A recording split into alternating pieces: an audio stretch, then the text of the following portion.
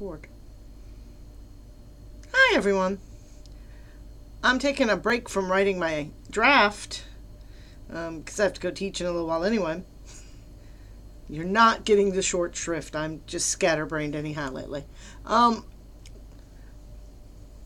this is a response to the video we watched in chapter 12, Developing as an Ethical Reasoner, which was interesting for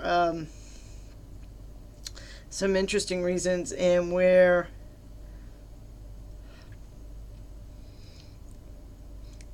what I kind of got out of that applies to what I'm doing and what I'm working on is asking questions and following those questions to their very end. But that's not new. I mean, here's where a career in academia takes you, and especially if you're a teacher of argument, which is what I spend half my time doing. You do this. My questions to my students are always how, why, what are the implications, where'd you get this? If you think this through, what is it? And since I teach intro philosophy and basic composition writing for argument, I'm always involved in this. So this idea of developing as an ethical reasoner, these are questions I always ask my students, and when I talk audience awareness, they come out. I did have problems with this as someone who studies philosophy and who absolutely is fascinated by and adores the field of ethics. And one of the first things is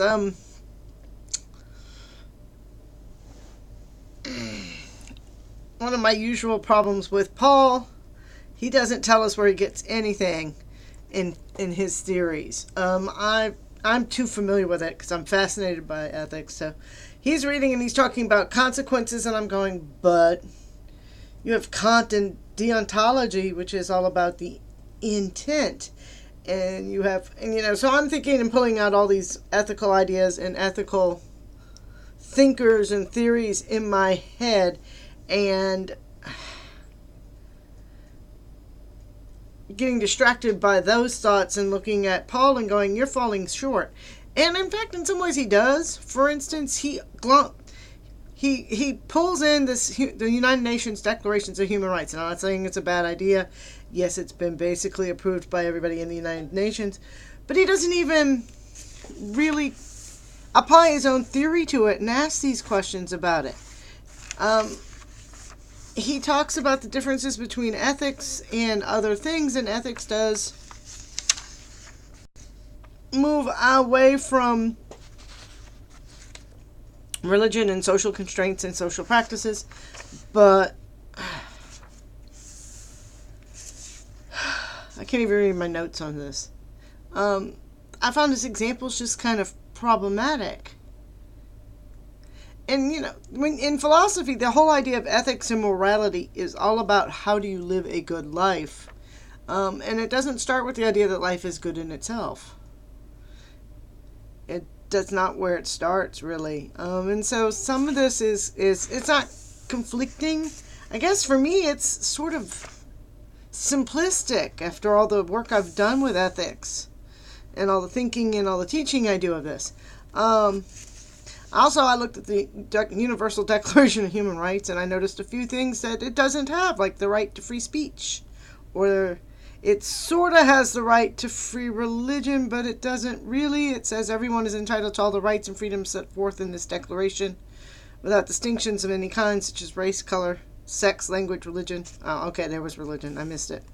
Political opinion, national origin, blah, blah, blah. But it doesn't really say anything about expression or speech or any of those things. And I don't know, there are 30 of them, so it might just be that this document doesn't have it.